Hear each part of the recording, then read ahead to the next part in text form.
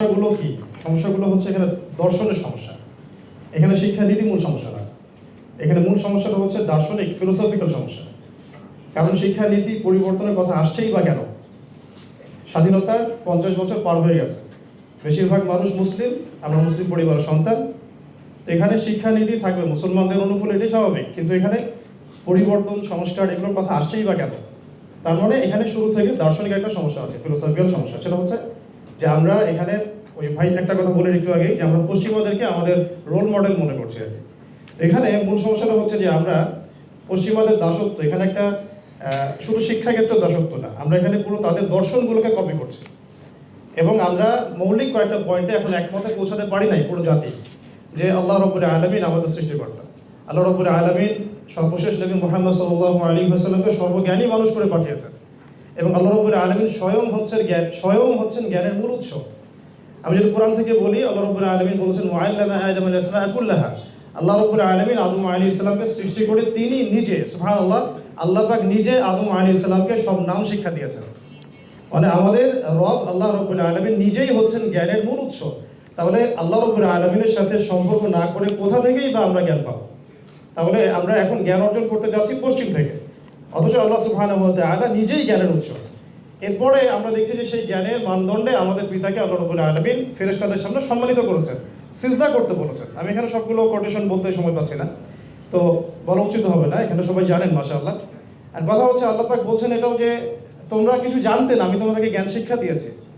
তোমরা কিছু জানতে না, ইকরা বিসমি রাব্বিকাল্লাযী খালাকের পরে আপনারা পড়বেন আল্লামাল ইনসান মা লাম ইয়ালাম। আল্লাহ পাক মানুষকে সেই জ্ঞান শিক্ষা দিয়েছেন যা মানুষ জানতোই না। তাহলে জ্ঞানের মূল উৎস যিনি, তার সাথে যদি আমাদের সম্পর্ক না থাকে, শিক্ষানীতিতে যদি তার সাথে আমাদের মূল কানেকশন না থাকে, কিভাবে আমরা জ্ঞানী হতে পারি?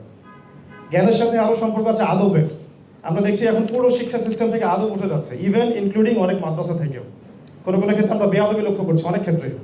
জ্ঞানের সাথে সম্পর্ক তাজকিয়ার, আত্মশুদ্ধির, যেখানে একজন মানুষ সার্টিফিকেট অর্জন করছে কিন্তু অন্যের উপর জুলুম করছে, সে কীভাবে জ্ঞানী হতে পারে? সেখানে আত্মশুদ্ধির প্রশ্ন উঠবে। আরও ব্যাপার আছে এখানে, যখন আমরা একটা বিষয়ে একমত হয়ে যাই যে হ্যাঁ, আমরা যারা মুসলিম, আমরা আল্লাহকে বিশ্বাস করি, তার রাসূলকে বিশ্বাস করি, আসমানি কিতাবে বিশ্বাস করি, আমাদের জন্য এখন সমস্যাটা সলভ করা অনেক সহজ। আমাদের জন্য এখন প্রবলেমটা যেহেতু আমরা ফাইন্ড আউট করতে পেরেছি, সমস্যার সলিউশনটা কি? একটাই কাজটা হচ্ছে আমাদেরকে সেই স্বর্ণযুগের আদলে, মুসলিমদের স্বর্ণযুগের আদলে এমন একটা শিক্ষানীতি প্রণয়ন করা, যেখানে আমার ছেলে মাশাআল্লাহ একজন ইমাম হবে, পাশাপাশি সে একজন জেনারেল শিক্ষিত ভালো মানুষ হিসেবে পরিণত হতে পারে। যেমন আপনারা যদি একটা প্রশ্ন থ্রো করেন যে কোনো মসজিদ ইমামকে আপনারা যদি দেখেন, 80% ইমামকে আপনি ইংরেজিতে একটা ইসলামিক স্পিচ দিতে শুনবেন না হয়তো বা। কেন পারবেন না তিনি? আবার একই সাথে কোনো পলিটিশিয়ানকে আপনি দেখছেন না, ইল্লা মাশাআল্লাহ, আল্লাহ যদি চান তাহলে বাদ হতে পারে, কেউ নামাজের ইমামতি করতে পারছেন না। তাহলে সমস্যাটা কিন্তু আমি নিজেই সমস্যার একটা রোল মডেল। ধরেন আমি একজন জেনারেল ব্যাকগ্রাউন্ডের মানুষ, আমি 15-20 বছর পড়াশোনা করেছি।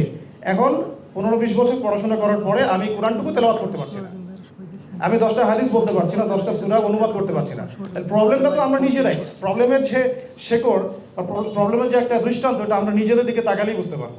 একই সাথে আমরা যদি দেখি মাদ্রাসা ব্যাকগ্রাউন্ডের অনেক মানুষ, তাদেরকে যদি আপনারা জিজ্ঞাসা করি যে ইকোনমিক্সের এই বিষয়গুলো বোঝেন কিনা, জিওপলিটিক্সের এই বিষয়গুলো বোঝেন কিনা, দেখা যাবে মেজরিটি সংখ্যকই এই বিষয়গুলো বুঝতে পারছে না। তাহলে প্রবলেম কিন্তু স্পষ্ট। প্রবলেমটা কি তাহলে? প্রবলেমটা হচ্ছে শিক্ষার মেরুকরণ। আমাদের এখানে চলছে একটা শিক্ষার দ্বিমুখী, শিক্ষার একটা মেরুকরণ চলছে। শিক্ষা ব্যবস্থা একমুখী না, এটা মেরুকরণ। যারা মাদ্রাসা ব্যাকগ্রাউন্ডে পড়াশোনা করছে তারা জেনারেল শিক্ষার অনেকটাই শিখছে না, অনেকটাই অল্প কিছু শিখছি, কিন্তু এটা এই ওয়ার্ল্ডকে ডিল করার জন্য মোটে যথেষ্ট না। আবার যারা আমরা মাদ্রাসা শিক্ষায় শিক্ষিত হচ্ছি, জেনারেল শিক্ষায় শিক্ষিত হচ্ছি, তাদেরকে দেখা যাচ্ছে পেটে বোম মারলেও একটা হাদিস বের করতে পারছে না। পেটের মধ্যে এখন যদি বোমও ফেলেন, একটা হাদিস এবারও সহ সে বলতে পারছে না। আমরা নিজেরাই কিন্তু এখানে এক্সাম্পল, অনেকেই এটা ভুক্তভোগী আমরা। এখন আমাকে বলেন যে সেই ব্যক্তি যদি আলেম হতে চায়, তার কোনো রাস্তা খোলা নাই কিন্তু তার সামনে, সে কিন্তু আবার 15 বছর পিছনে গিয়ে মাদ্রাসায় ভর্তি হতে পারবে না। তাহলে সলিউশনটা এখানেই ছিল যে আমরা যদি এই দ্বিমুখী শিক্ষা ব্যবস্থাটাকে একমুখী করতে পারি, বা এখানে যে ত্রুটিগুলো আছে উভয়মুখী ত্রুটি, এটাকে যদি সংস্কার করতে পারি, প্রবলেম সলভ হয়ে যায়।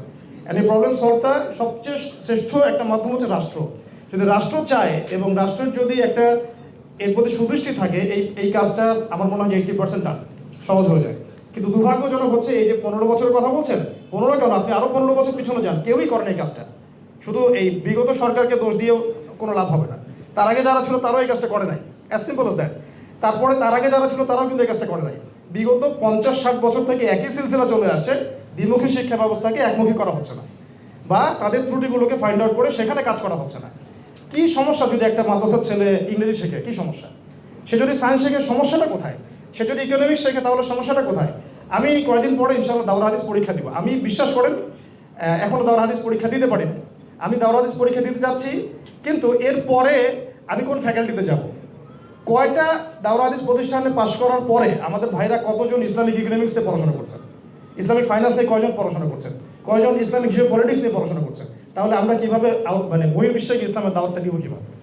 তাহলে প্রত্যেকটা জায়গাতেই কিছু না কিছু ত্রুটি আছে। আবার আমাদের এই যে জেনারেল শিক্ষিত ভাইরা, তারা যারা এই যে মাস্টার্স পর্যন্ত করছেন, বিশ্বাস করেন এরপরে তারা গিয়ে ইসলামিক মক্তবের পড়াশোনাটুকু করতে পারছে না। আমাদের ঘরে এক্সাম্পল আছে, কোরআন তেলাওয়াত করতে পারছেন না, সূরা তেলাওয়াত করতে পারছেন না, কেরাত শুদ্ধ না, ওযুর মাসালা বলতে পারছেন না। তাহলে আমাদের এখানে প্রিয় উপস্থিতি যারা আছেন, আমার চেয়ে আপনারা অনেক বিজ্ঞ, আমি শুধু পয়েন্টে টাচ করছি যে এখানে এই দ্বিমুখী শিক্ষার যে মেরুকরণটা, এটা রাষ্ট্রে যেই আসুক, গভর্নমেন্ট এখন XYZ হুএভার হি ইজ, এটা আমার কাছে প্রশ্ন না। প্রশ্ন হচ্ছে যে যেই আসুন, যারাই থাকুন, এখানে দ্বিমুখী শিক্ষাটাকে একমুখী করার চেষ্টা করুন, অথবা দ্বিমুখী শিক্ষার মধ্যে যে প্রবলেমগুলো আছে এটাকে ফাইন্ড আউট করে নিজ নিজ ঘরানার মধ্যেই সংস্কার নিয়ে আসুন। এটা কিন্তু খুব সহজ এবং মানে আমার কাছে মনে হয় গঠনমূলক সমাধান হবে বটে ইনশাআল্লাহ। আর এটা করাটার জন্য একটা জাস্ট আমার পক্ষ থেকে একটা নোট লিখে আনছি, এটা আমি বলছি যে দুটো পদ্ধতি এখানে খুব মানে ফলপ্রসূ হতে পারে। যে মাদ্রাসা শিক্ষা ব্যবস্থায় যে কারিকুলামটা আছে, এই কারিকুলামটার মধ্যে যে জেনারেল শিক্ষার প্রয়োজন, এই প্রয়োজনীয়তা পূর্ণ এই সাবজেক্টগুলোকে অ্যাড করে দেওয়া যায়, এটা একটা কিন্তু সহজ সমাধান হতে পারে। অথবা আমাদের এই যে জেনারেল শিক্ষিত ভাইদের যে কারিকুলামটা, এই কারিকুলামের মধ্যে একদম প্লে থেকে নিয়ে মাস্টার্স পর্যন্ত গ্র্যাজুয়ালি ইসলামিক শিক্ষাটাকে কিন্তু অ্যাড করা যায়। কিন্তু এখানে আরও প্রশ্ন আসবে, আমরা এই তাত্ত্বিক কথাবার্তা বলছি, হয়তো এখানে আসছি বসছি, এই কথাগুলো উপর মহল পর্যন্ত যাবে, তারপর দেখা যায় আবার ঠান্ডা হয়ে যায়, ফেসবুকের যুগ, স্ক্রল করতে থাকে, 5 মিনিটের মধ্যে সব মাথা থেকে গায়েব হয়ে যায় মানুষের। কথা হচ্ছে এই কথাগুলোর ইমপ্লিমেন্টটা কোথায়? এরকম আমাকে একটা প্রতিষ্ঠান বাংলাদেশে দেখান যেখানে প্লে গ্রুপ থেকে নিয়ে একেবারে মাস্টার্স পর্যন্ত জেনারেল এবং ইসলামিক এই দুটো এডুকেশনটাকে কম্বাইন করে একটা সিলেবাস দেওয়া হয়েছে। বাংলাদেশে আমাদের ভাইরা এখানে আছে, প্রকাশনা সংস্থার অনেক ভাই আছেন। আমি যদি বলি যে ঢাকায় আমি একটা জায়গায় কিনেছি এত বিঘা, এখানে কনস্ট্রাকশন দাঁড় করিয়েছি, এখন আপনারা কি আমাকে প্লে থেকে নিয়ে মাস্টার্স পর্যন্ত একটা গঠনমূলক সিলেবাস দিতে পারবেন? প্রত্যেকটা ক্লাসে আমি কোন কোন বই কোন কোন বাচ্চাকে পড়াবো? না, আমার কাছে কিন্তু নাই। কোন কোন ক্লাসে আমি কোন কোন বই কোন কোন বাচ্চাকে মানে কোন সেমিস্টারে কী পড়াবো, কোনো গঠনমূলক সিলেবাস কিন্তু নাই। মালয়েশিয়াতে আছে, সৌদি আরবে আছে, ইউনাইটেড কিংডমে আছে, ইভেন অস্ট্রেলিয়াতে আছে। এখন দেখা যাচ্ছে আমেরিকার মতো কান্ট্রি এগুলো লঞ্চ করছে, কিন্তু আমাদের দেশে এখন পর্যন্ত আমরা এমন কোনো সিলেবাস লঞ্চ করতে পারলাম না যে আমার বাচ্চাকে আমি প্লে থেকে মাস্টার্স পর্যন্ত পড়াবো। প্রত্যেকটা ক্লাসে সে ইসলামিক বইগুলো পড়বে জেনারেলের সাথে সাথে, কোনো কারিকুলাম, কোনো সিলেবাস, তাত্ত্বিক কথাবার্তা আমরা বন্ধ করি। আসেন মূল জায়গাটাতে আসি। আমাদের কাজ আমি শেষ করে দিচ্ছি 2 মিনিটে জাস্ট। মূল কথাটা হচ্ছে যদি মাদ্রাসা শিক্ষার মধ্যে আমরা জেনারেল সাবজেক্টগুলোকে, উপকারী সাবজেক্টগুলোকে অ্যাড করতে পারি, সমস্যা অনেকটা সলভ হয়ে যায়। আরেকটা হচ্ছে যদি আমরা এই ইসলামিক কারিকুলামের মধ্যে উপকারী জেনারেল শিক্ষাগুলোকে অ্যাড করতে পারি, সমস্যা আরেকটা হাত ঠিক হয়ে যায়। আর যদি এই দুটো আমরা রাষ্ট্রীয়ভাবে করতে না পারি, তাহলে অন্তত পক্ষে আমাদের মতো যারা শিক্ষা নিয়ে চিন্তা করি, আমাদের প্রজন্মের ভবিষ্যৎ নিয়ে আমরা চিন্তিত, তাদের উচিত হবে অ্যাটলিস্ট বেসরকারিভাবে এমন কিছু প্রতিষ্ঠান প্রণয়ন করা বা প্রতিষ্ঠা করা, যেখানে ফ্রম দ্য ভেরি বিগিনিং একদম মাস্টার্স পর্যন্ত আমাদের ছেলেরা যেন জেনারেল এবং ইসলামিক শিক্ষাটাকে একসাথে পায়। যদি এটা করতে পারি আমরা, আজকে রেজাল্ট না পেলেও ইনশাআল্লাহ আমরা আগামী 20 বছর পরে ইনশাআল্লাহ এমন একটা প্রজন্ম পাবো, যে প্রজন্মের ছেলেরা ইনশাআল্লাহ পাইলটও হবে, প্লাস হাফেজও হবে, তাফসিরও করবে ইনশাআল্লাহ। এগুলো তাত্ত্বিক কথা না, আমি যেটা বললাম এই যে স্বপ্নটার কথা, এটা তাত্ত্বিক কথা না, এটা ইসলামের স্বর্ণযুগে হয়ে আসছে। এমন কোনো ইমাম ছিলেন না যিনি একাধারে হাফেজ, দার্শনিক, আপনার আলেম, তাফসির কারক, মুহাদ্দিস এমন ছিলেন না। প্রত্যেকটা জ্ঞানতাত্ত্বিক শাস্ত্রে দক্ষ ছিলেন। এই যুগটা কিন্তু আমরা পার করে আসছি। লাস্ট 200 বছর 300 বছর আমরা যা দেখছি, এটা আমাদের চোখের সামনে মনে হচ্ছে, এটাই বাস্তব। আসলে আপনারা যদি সালাফদের যুগগুলো দেখেন, উমাইয়াদের খেলাফত দেখেন, আব্বাসীয় খেলাফত দেখেন, বাগদাদেশের শাসনগুলো দেখেন, দেখবেন যে এই জ্ঞান বিজ্ঞানের সূতিকাগার আমরাই করে দিয়েছি। তাই আমি যে কথাগুলো বলছিলাম যে এগুলো জাস্ট তাত্ত্বিক কথাবার্তার মধ্যে রাখলে হবে না, প্র্যাকটিক্যালি ইমপ্লিমেন্ট করতে হবে। আল্লাহ পাক যেন ওই কাজটা আমাদের করে দেখানোর তৌফিক দান করেন।